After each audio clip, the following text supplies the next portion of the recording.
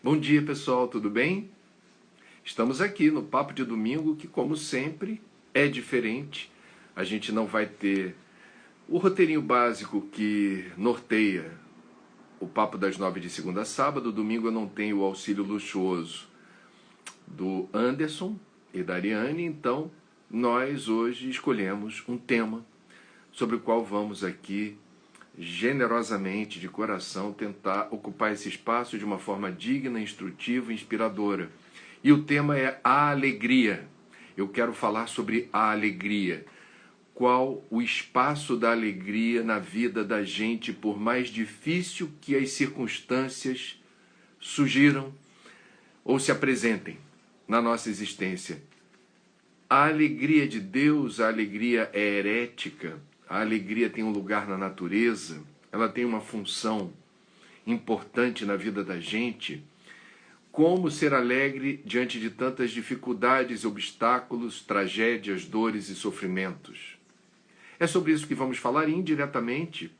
Quis o destino que esse tema alcançasse também o Sean Connery, porque vai ser uma homenagem que eu faço a ele, o ator escocês que ontem, aos 90 anos, fez a passagem, segundo a família, dormindo na casa dele, nas Bahamas, que é um pedacinho do paraíso na Terra. Eu não conheço, mas as imagens são espetaculares, assim, desse lugar. E ele que deixou uma passagem muito bonita, cumpridor de missão, né? E fez tanta coisa na vida, o Sean Connery, até virar ator, e quando virou, se transformou num dos maiores astros do cinema. Eternizou o personagem de 007. E tem um personagem dele, num filme chamado O Nome da Rosa. Eu não sei se vocês chegaram a ver. O Nome da Rosa é um filme inspirado numa obra do filólogo, escritor, intelectual, linguista italiano Umberto Eco. Eu não vou dar spoiler, mas vou antecipar assim o enredo principal. Portanto, vou dar spoiler. Mas o filme é espetacular, merece ser visto. Já vi várias vezes. Vi na época no cinema e vi depois pela TV. O Sean Connery faz o papel de um sacerdote que investiga uma série de crimes, uma série de assassinatos que ocorrem dentro de um mosteiro medieval na Itália. O filme se passa na Idade Média. E aí, no desenrolar das investigações, Sean Connery descobre que os assassinatos ocorriam para tentar eliminar as pessoas que se aproximavam de uma obra que a igreja escondia, que é uma parte da Poética de Aristóteles. Esse livro existe, a Poética de Aristóteles foi escrita 300 anos antes de Cristo. E no livro Poética, Aristóteles faz uma imersão no universo do teatro grego. Então ele fala da tragédia, ele fala da epopeia, da exaltação dos heróis. Só que não há isso no mundo real, não da ficção. Supõe-se que havia também uma abordagem de Aristóteles sobre a comédia. Mas isso nunca foi encontrado.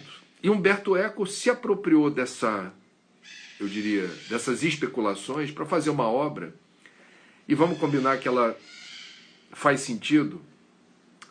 A parte da Poética de Aristóteles que desapareceu seria a parte que alude à comédia.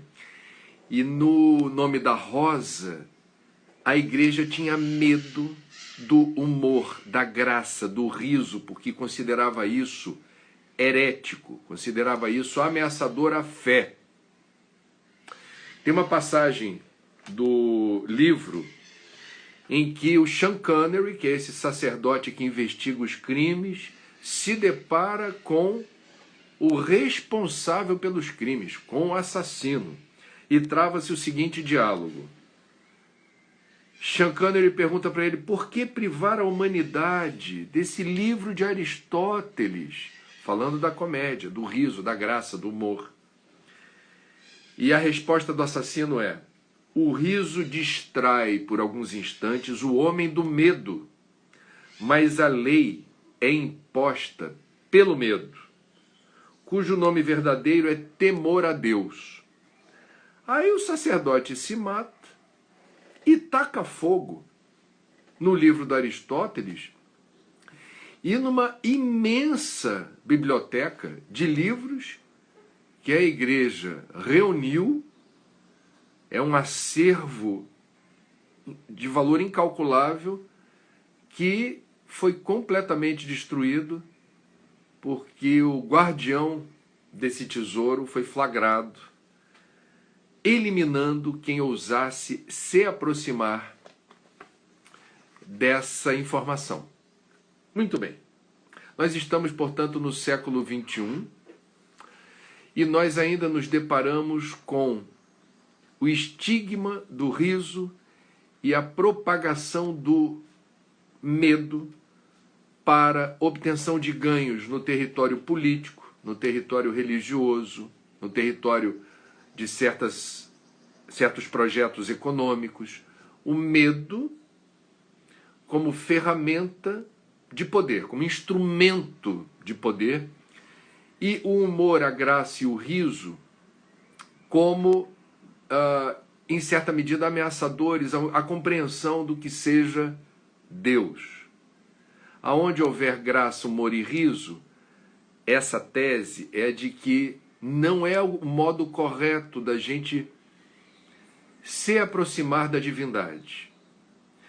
Porque a divindade vai requerer algum comportamento solene, um ritual assim, onde haja muita contrição, né?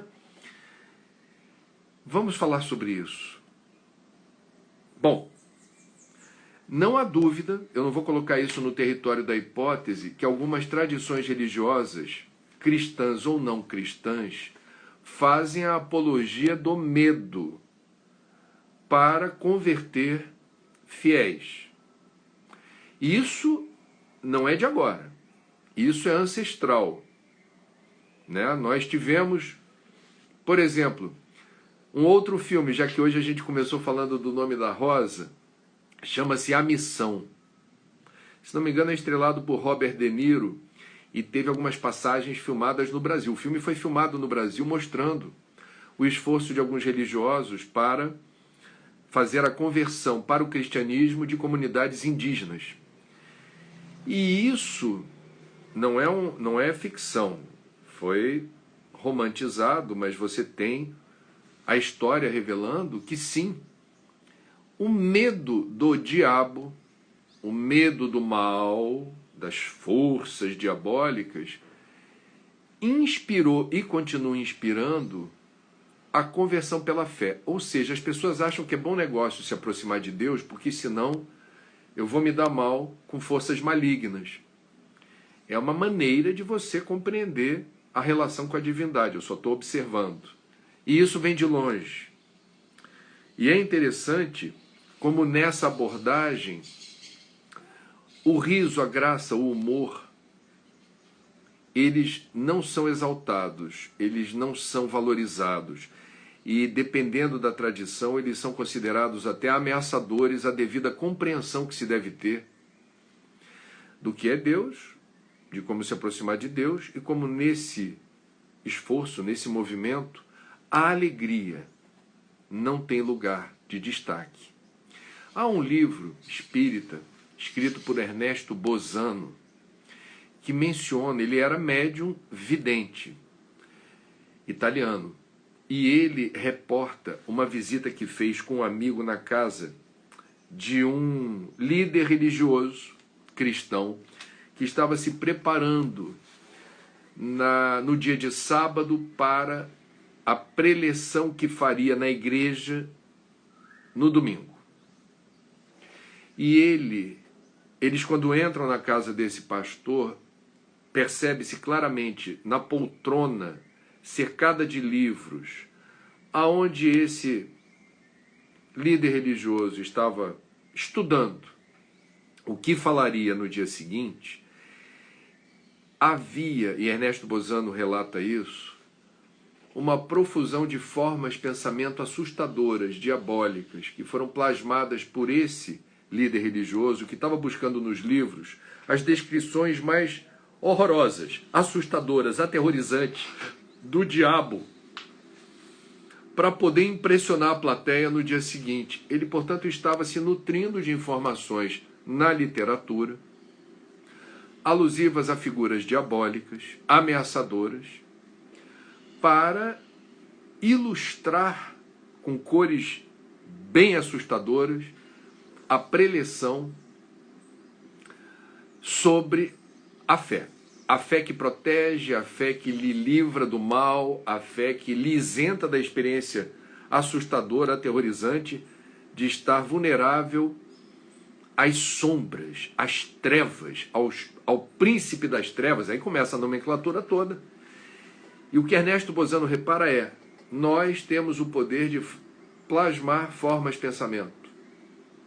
Quanto mais recorrente é o pensamento, quanto mais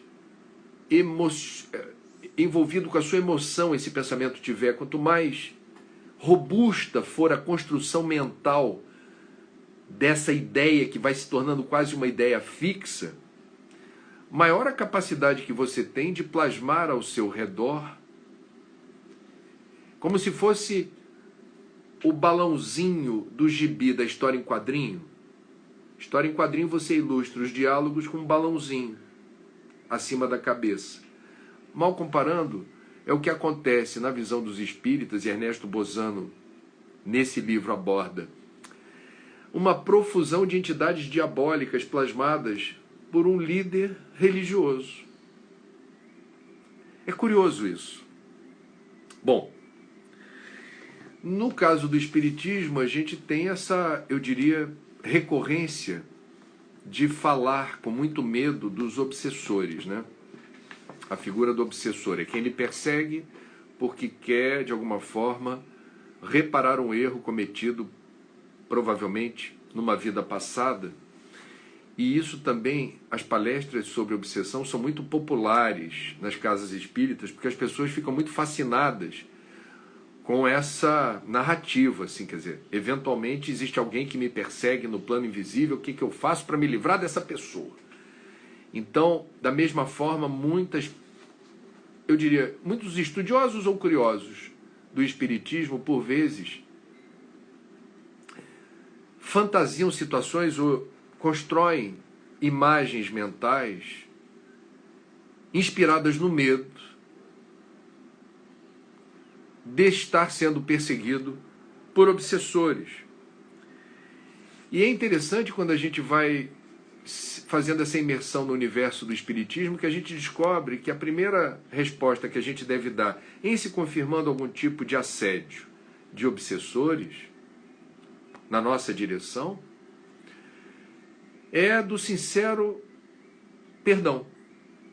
Mesmo não nos lembrando exatamente das razões pelas quais teríamos despertado no desencarnado, seja ele quem for, porque não temos mais a memória das vidas passadas, há um véu que encobre aquilo que fizemos ou deixamos de fazer em outras encarnações, mas o desencarnado, nessa condição, recupera essa informação e se encontra seu algoz do passado numa vida presente, pode-se julgar, se não estiver devidamente esclarecido e informado sobre como isso só agrava a situação dele.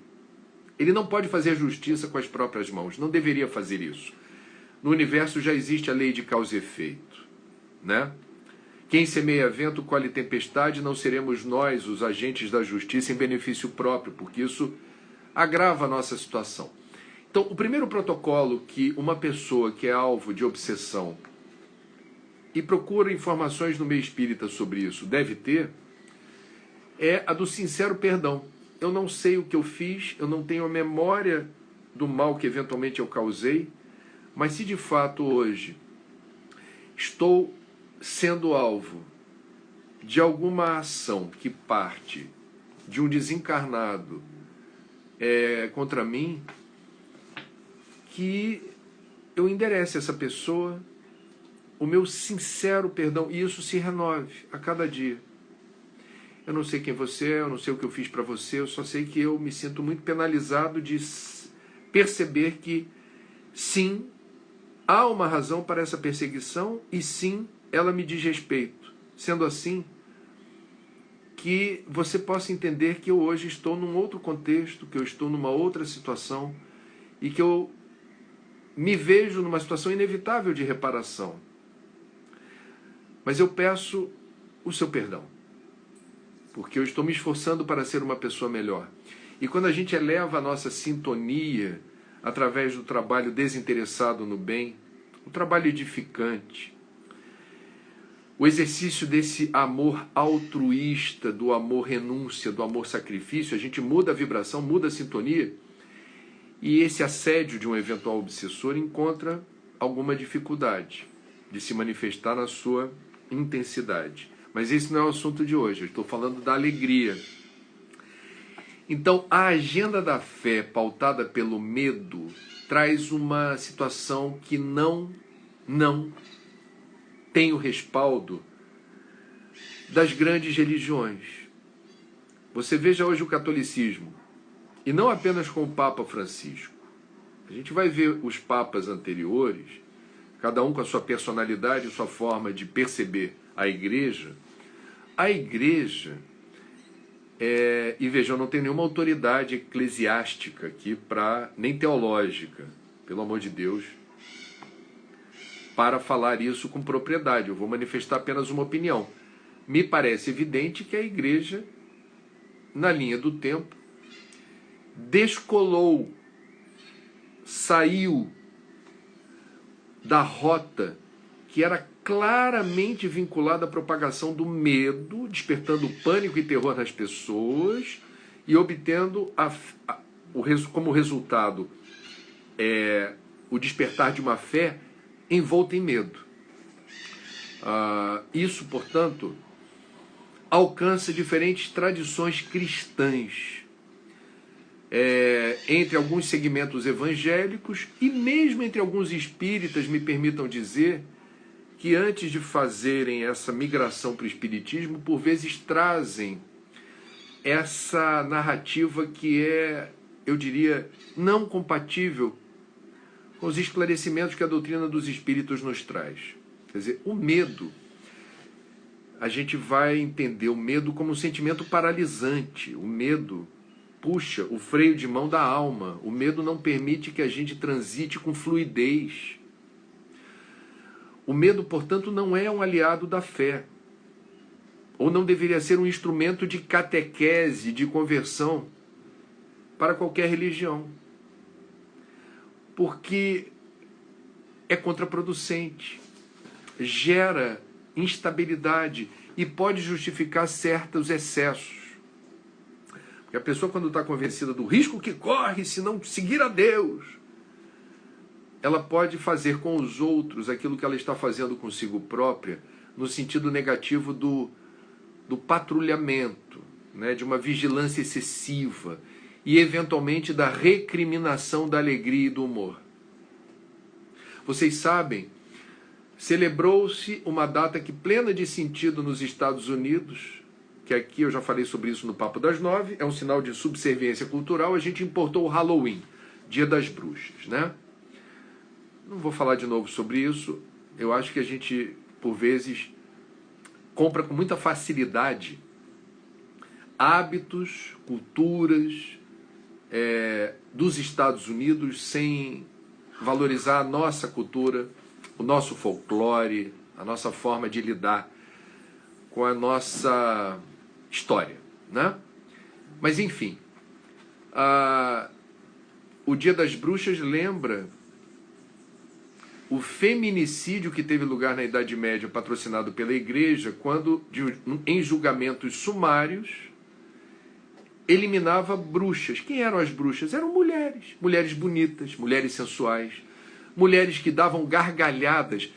Existe um livro da Rosemary Muraro chamado Maleus Maleficaram, que é o índex da igreja para identificar bruxas que deveriam ser queimadas na fogueira. É um relato paranoico. Claramente, quem exercia poder na igreja nessa época, tem os autores do Maleus Maleficaram, que é a regrinha para identificar bruxa. Então, sinais na pele, gargalhadas estridentes, eram, digamos, provas de que a pessoa estava flertando com o diabo. É uma coisa assim, insana. Milhares de mulheres perderam a vida por esse medo dos homens que representavam a igreja da atração, da sedução das mulheres. É algo inacreditável. Portanto, a gargalhada, esse é o link que eu queria fazer aqui. O riso livre, leve e solto de mulheres na Idade Média podia custar a vida delas, porque era uma afronta ao que se entendia de comportamento adequado perante Deus. Não era para ter gargalhada estridente. Bom, a nossa civilização judaico-cristã sedimentou o medo e a culpa. O medo e a culpa. O pecado original, eu já nasço, já venho ao mundo devendo. A gente entra numa igreja, eu fui católico muitos anos, e o contato que a gente tem com Jesus é Jesus pregado na cruz. É o Jesus torturado na igreja, e minha culpa, minha máxima culpa de estar relacionado com isso. Com todo respeito à tradição católica, eu estou reportando como católico que fui uma impressão pessoal. Eu não estou dizendo em geral. Eu estou falando da minha relação com o catolicismo, era retroalimentada por uma culpa e por um medo, assim, de errar com Jesus, que eu já botei na cruz. E tem o pecado original. Outras tradições também fomentam essa, eu diria, desgraça na condição humana. A desgraça da condição humana. E o riso, o humor, a gargalhada, em alguns nichos, em alguns lugares, de algumas tradições, continua representando quase que um desrespeito. E aí a gente vai ver na tradição católica, espírita, evangélica, nós cristãos, sim, nós vamos abrir espaço para a exaltação de Deus feita por Jesus como Pai, mas um Pai amoroso. Um Pai amoroso. E esse Pai amoroso, quando Jesus reporta que Deus é um Pai amoroso, e fala do amor, ama ao próximo como a ti mesmo e a Deus sobre todas as coisas, a gente está enaltecendo aqui o amor como a palavra-chave do Evangelho. Portanto, Jesus não é aquele com o dedo em riste,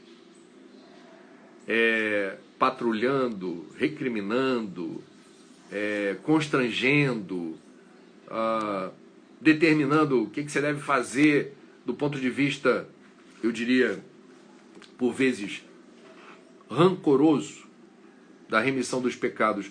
Ele dizia, vá e não peques mais. Fazendo o estudo da palavra pecado para outros significados, quer dizer, vá e procure não seguir na contramão da tua paz, da tua alegria, da tua felicidade, que do ponto de vista espiritual serão conquistados a partir dos valores espirituais. Não é vá e não sinta graça, vá e não tenha humor, vá e não tenha nunca mais alegria. A fé não é soturna, a fé não é sombria, a fé não deve ser pautada apenas pelo medo, o medo não deve ser a principal ferramenta da fé. A fé é um encontro com a divindade. A música do Gilberto Gil, quando fala, andar com fé eu vou, que a fé não costuma falhar. É uma música que dá vontade de dançar, dá vontade de rir, dá vontade de abrir o coração para Deus alegremente. Não há espaço aí para culpa, remorso. Não há espaço aí para tristeza. A gente canta a fé que nos ilumina, a fé que nos projeta para o alto, sem a gente ficar remoendo reminiscências culposas, sabe? É para frente que se anda. Portanto, eu fiz aqui uma pesquisa de pequenos trechos onde a alegria aparece nas Escrituras do Velho Testamento, ok? Pré-Jesus. Profeta Neemias, capítulo 8, versículo 10, aspas. Não vos entristeçais, porque a alegria do Senhor é a vossa força. Olha que lindo. Não vos entristeçais, porque a alegria do Senhor é a vossa força.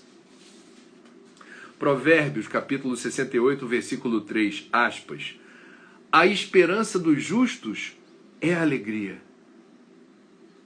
Salmo, capítulo 68, versículo 3. Os justos, porém, se regozijam, exultam na presença de Deus e folgam de alegria. Folgam de alegria. No Novo Testamento, João Evangelista, capítulo 14, versículo 28, reportando o que teria sido dito por Jesus. Se me amasseis, alegrar-vos-ieis. Essas expressões traduzidas por português ficam aquele português assim bem culto, né? Que remete a um outro estilo linguístico. Se me amasseis, eu vou fazer isso a tradução para o português do século XXI, seria assim, se você me amasse, você seria alegre, você se alegraria. Se me amasse, você se alegraria. Paulo, na carta aos Coríntios, entristecidos, mas sempre alegres. Essa aqui é sensacional. Entristecidos, a situação não está boa, está difícil. Paulo foi o grande apóstolo, divulgador do Evangelho, ele que não teve o contato, como outros apóstolos, direto com Cristo, mas teve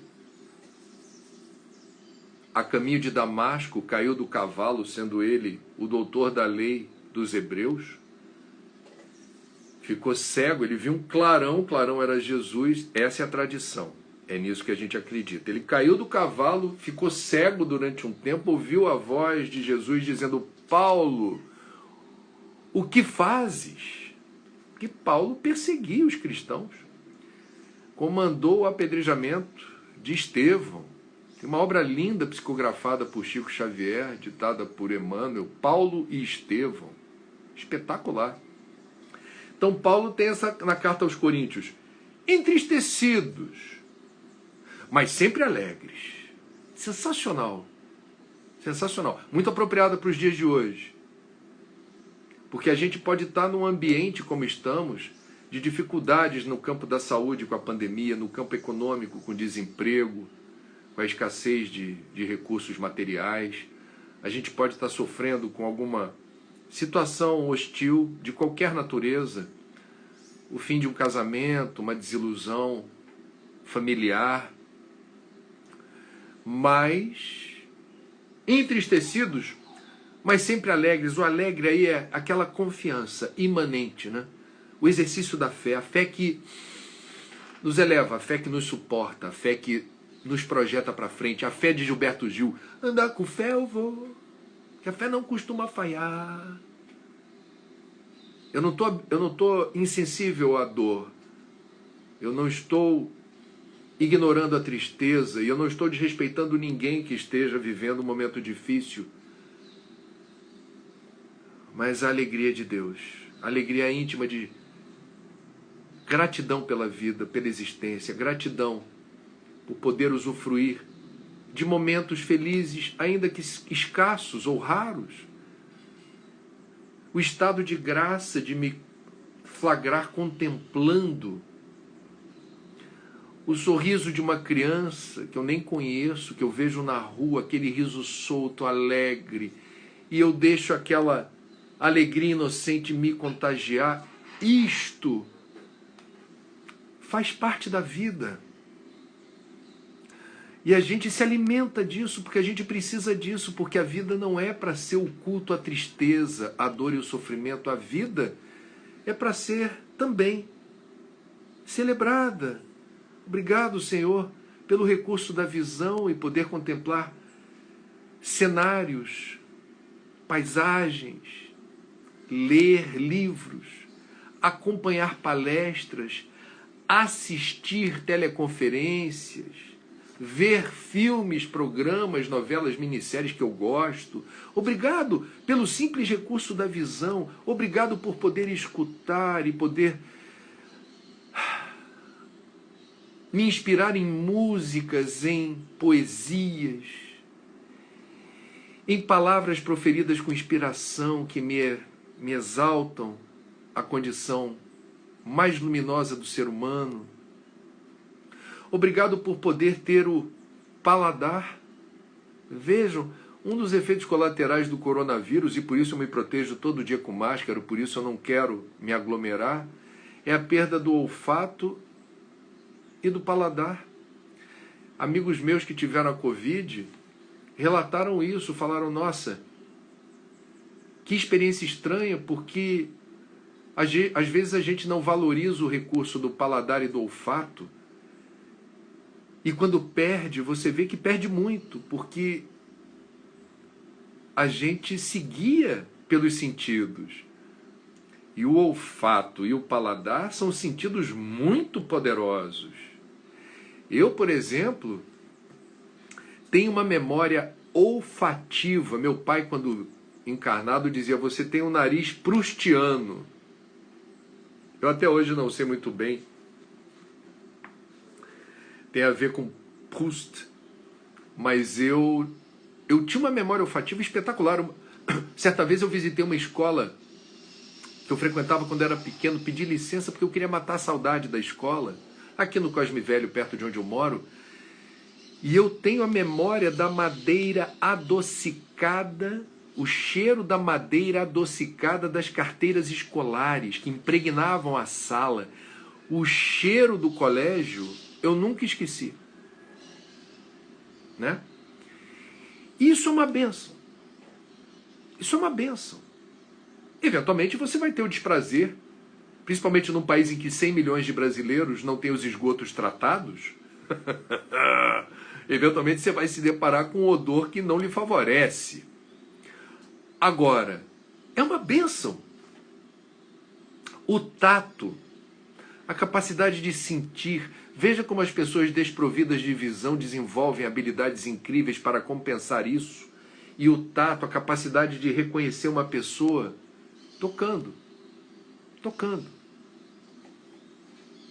Quem tem o movimento das pernas, quem tem o movimento dos braços, a gente banaliza isso, dizendo, e daí? Não, e daí que a gente precisa conhecer as histórias das pessoas que com um heroísmo, uma bravura, uma coragem, uma capacidade incrível de superação, perdem o movimento do corpo na tetraplegia ou apenas da cintura para baixo na paraplegia e celebram intensamente quando na fisioterapia movimentam milímetros.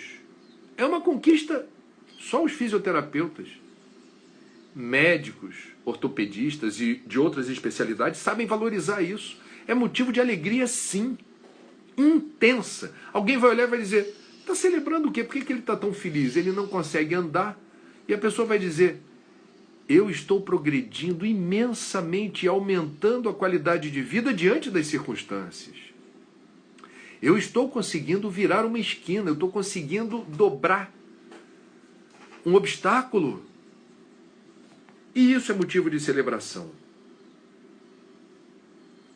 Tem outra carta de Paulo aqui aos Filipenses, no garimpo que eu fiz no Novo e no Velho Testamento, de passagens que falam da alegria. Alegrai-vos sempre no Senhor. Outra vez vos digo, alegrai-vos.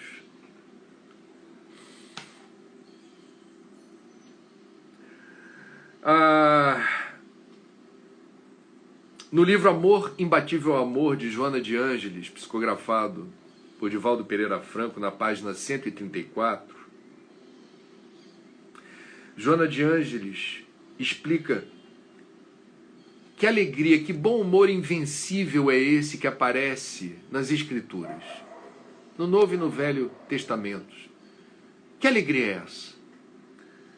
E Joana diz: não se trata do humor que decorre do anedotário, da chalaça, da momice, dos relatos pejorativos e do sentido pífio. Portanto, ela marca essa diferença. Não estamos falando aqui de uma alegria barata, superficial. Não é o riso que decorre do escárnio, da piada, que traz componentes tóxicos, né? E esclarece.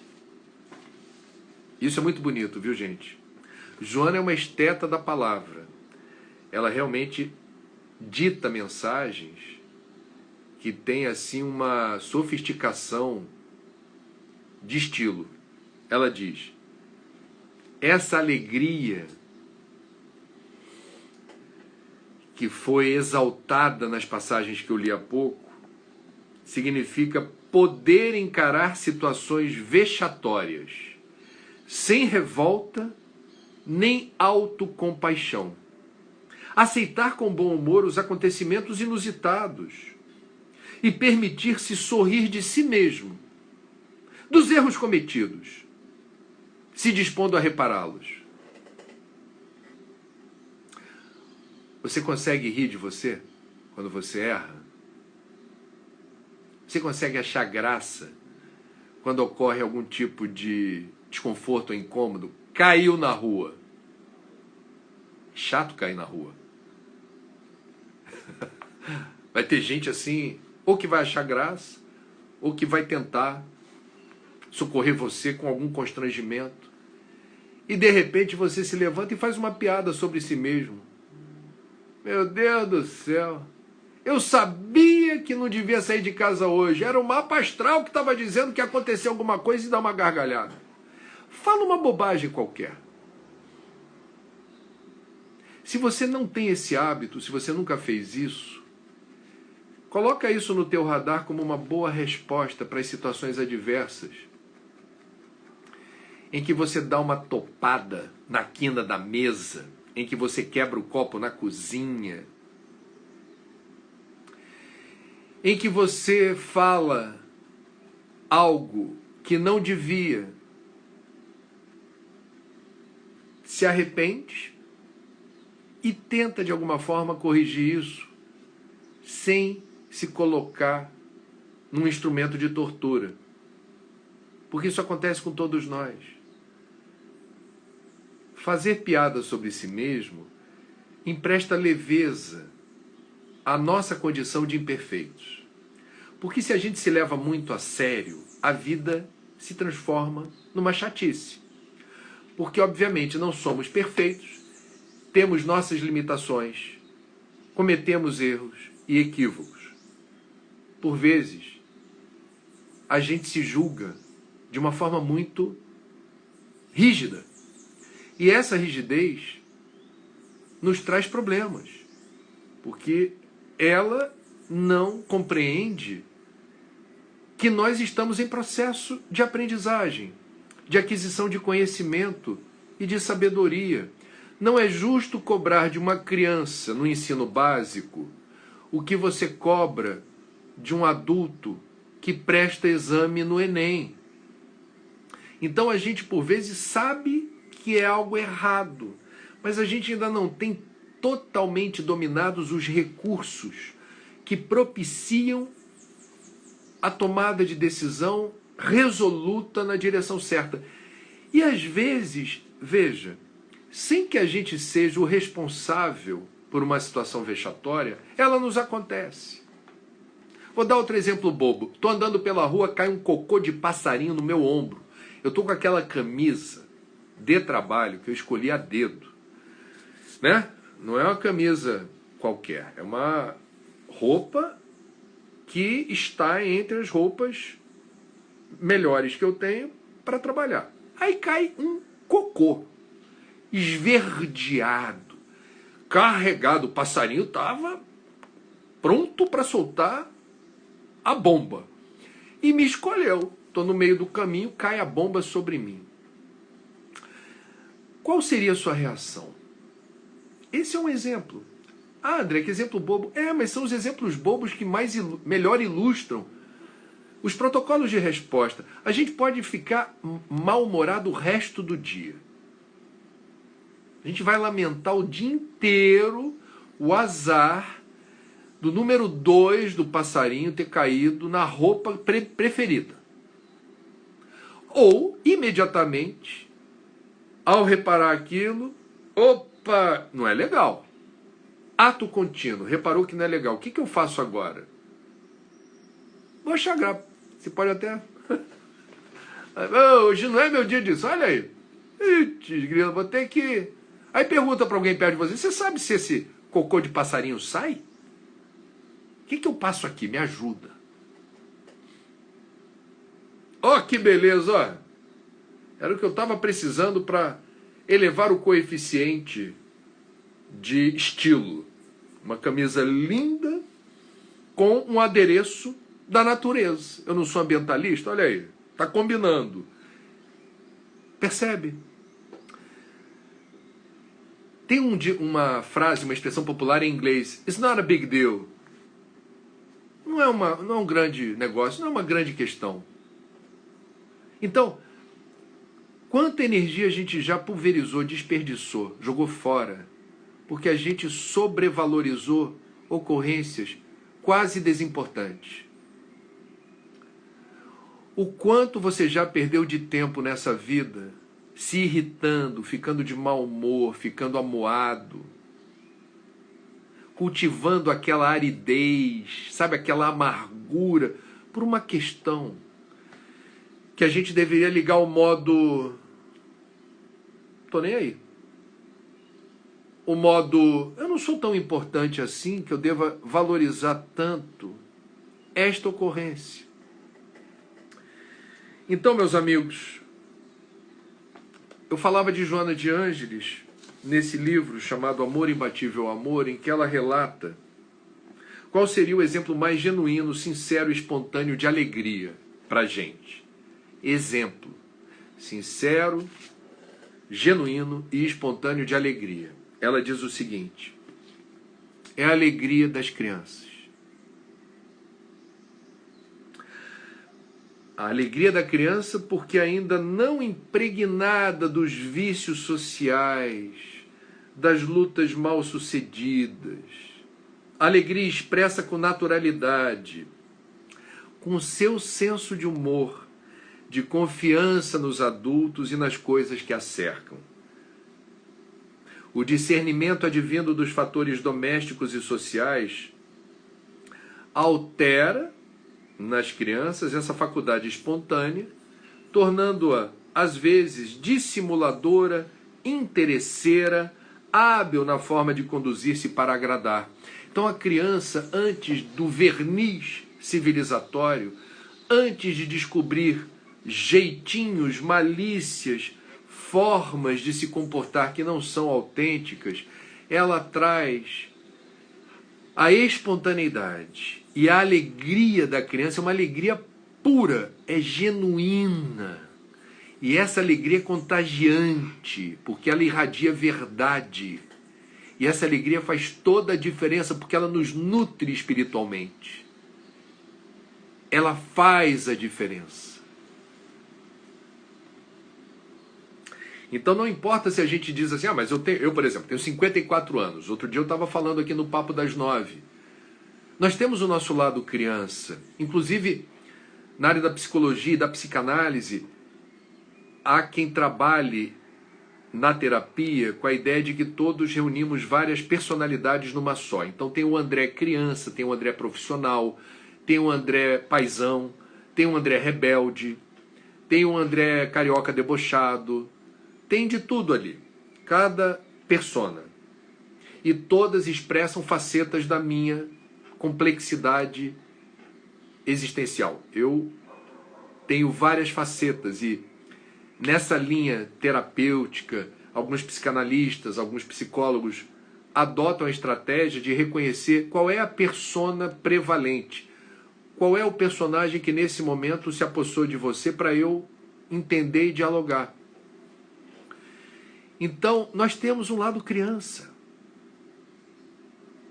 Esse lado criança ele não pode ser asfixiado, sufocado, ignorado, desprezado. Esse lado criança, por vezes, pode ser a nossa salvação. Pode apontar caminhos inusitados, interessantes, caminhos revolucionários, caminhos que a gente não prestou antes atenção. E com o olhar da criança que existe em nós, a gente pode... Opa! É interessante quando os pais que têm filhos pequenos e brincam com os filhos pequenos, você vai ver a mãe reparando no pai, virando criança brincando com o filhinho. Ou o pai reparando que a mãe brincando com o filho ou com a filha pequena virou criança. Porque virou criança porque você nunca deixou de ser. Tem um lado seu que é criança. Bom, os espíritas dizem, a felicidade não é desse mundo. Nós já comentamos isso aqui. Nós somos espíritos ainda imperfeitos, falíveis, portanto, a felicidade verdadeira, do ponto de vista espírita, é aquela que apenas os espíritos livres de toda e qualquer limitação ou imperfeição, desonerados de todas as manifestações de egoísmo, de orgulho, de vaidade, de ganância, de inveja, de cobiça.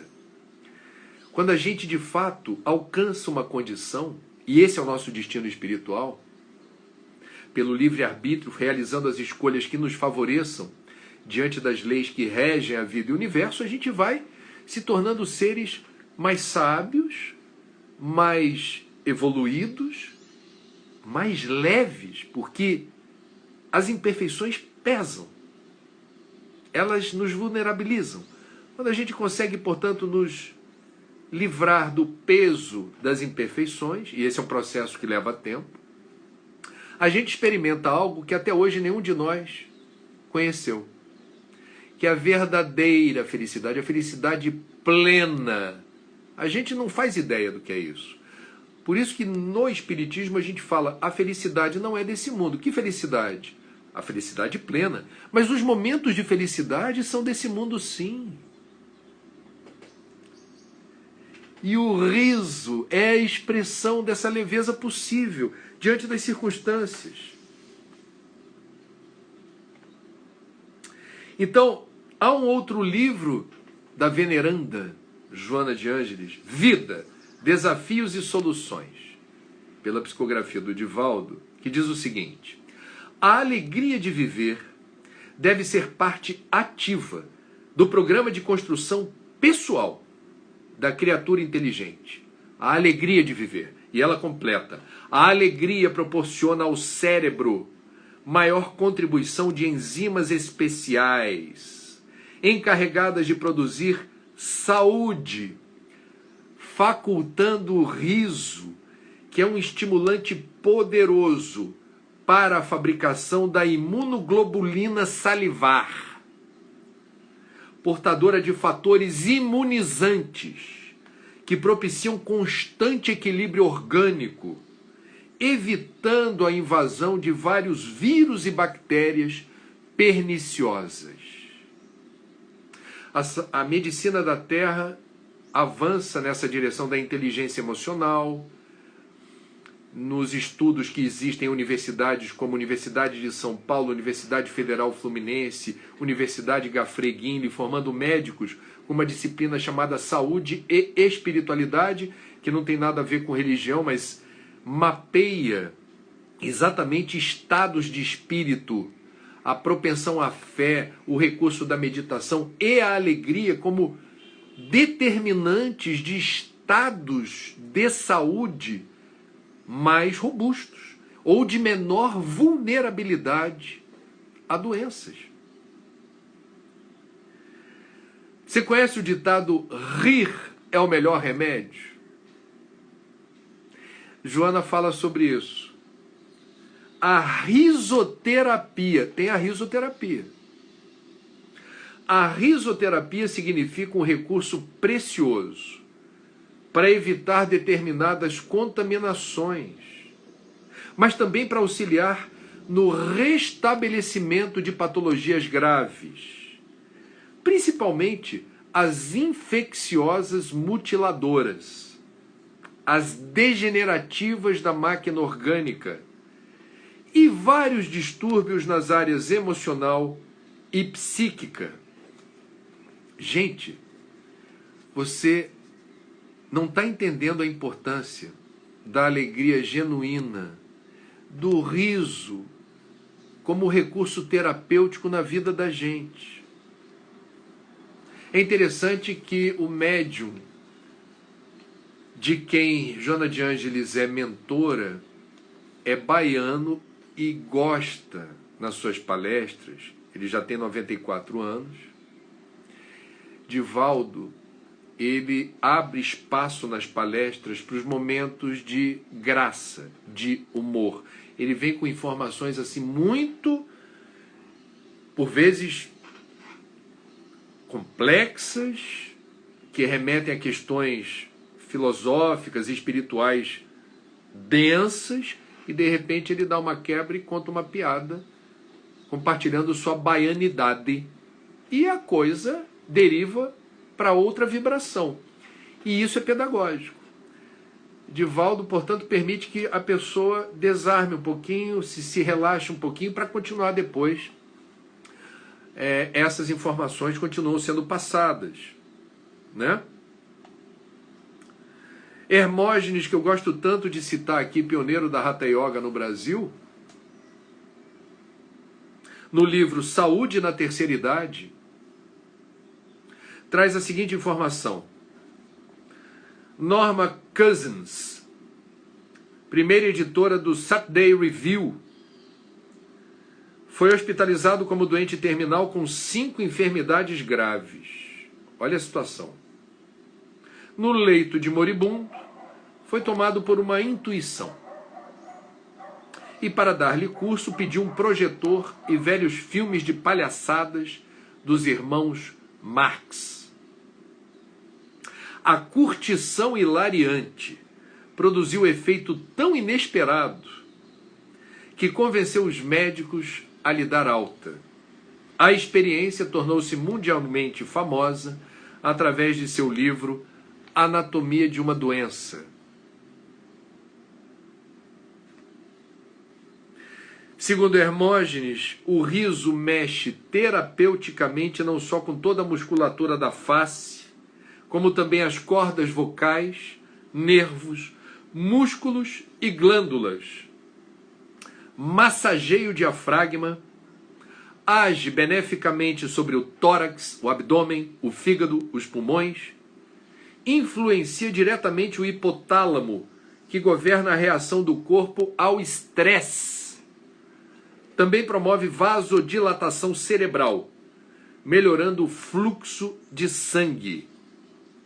Outro dia a gente estava falando aqui da proliferação de farmácias no Brasil. Um riso produz um efeito terapêutico que supera, por vezes, inúmeros remédios vendidos em farmácia. Só esse capítulo da vascularização cerebral que uma risada, uma gargalhada propicia, que Hermógenes estudou o assunto e disse: um dos muitos efeitos positivos da graça, do humor, do riso, de se permitir o riso, é a vascularização cerebral. Não precisa comprar na farmácia remédio para dilatar a artéria toda vez que você demanda esse tipo de resultado. O riso produz efeitos colaterais bem interessantes, que poderiam nos desonerar de alguns problemas que as pessoas vão buscar as respostas nas farmácias. Voltando ao início aqui da minha fala, citando Umberto Eco no livro O Nome da Rosa, em que Sean Connery brilhou como um sacerdote que investigou quem estava combatendo o riso na igreja. No livro, Umberto Eco diz: entre as falas dos personagens, o riso sacode o corpo, os inimigos do riso, né? No livro, aqueles que na igreja queriam esconder a obra de Aristóteles sobre poética, que falava da comédia. Supõe-se que esse livro existiu um dia. Então, os inimigos do riso diziam: o riso sacode o corpo, deforma as linhas do corpo, torna o homem semelhante a um macaco. E o principal argumento dos inimigos do riso era que Jesus não ria, que não há citações do Mestre Jesus rindo no Evangelho. Joana de Ângeles confirma o seguinte: assevera o Evangelho que raramente Jesus sorria. Normalmente era visto a chorar, mas nunca sorrir. Ele, que se apresentava como o ser mais perfeito que Deus ofereceu ao homem, como esclarecem os espíritos evoluídos. Parece paradoxal que chorasse. Trata-se de uma contradição aparente. Suas lágrimas não eram de sofrimento, mas de compaixão. Era uma forma de expressar ternura. Portanto, que não se use Jesus para justificar a tristeza do mundo. Jesus nos evangelhos aparece, sem nenhum pudor ou constrangimento, nas festas, nas bodas. Isso foi relatado pelos apóstolos. Jesus se fez humano. E como humano, não é admissível que a gente ache que Jesus não teve momentos de absoluta graça, humor, que ele não se sentisse absolutamente apaziguado com seus confrades, com aqueles que ele escolheu para serem os propagadores da Boa Nova. Eu não consigo imaginar Jesus como sendo sempre soturno, sisudo, calado, sempre fazendo pregações e preleções. Não. Jesus comparecia a festas, comparecia às bodas. Não recriminava quem fizesse uso do vinho, que era tradicional, não era para se embebedar, era para celebrar. Multiplicou o vinho. Jesus tem a sua faceta feliz dos espíritos puros, revestido da pele humana, ele sentiu e padeceu o sofrimento humano, mas ele pregou o evangelho dentro dessa perspectiva para cima, do Deus que é Pai amoroso, onde a alegria tem lugar. Quando eu fiz a live com Caetano Veloso, eu tinha combinado com ele: Caetano, por favor, não vamos deixar de permitir, nesse momento, que você cante a música Podres Poderes. E tem um trecho da música de Podres Poderes que eu adoro. Eu quero aproximar o meu cantar vagabundo daqueles que velam pela alegria do mundo. A alegria. Aproveitem o domingo, força, coragem, fé e alegria. Alegria. Alegria de viver. E de saber que aqueles que fizeram a passagem estão mais vivos e provavelmente em melhores circunstâncias do que nós. Até amanhã.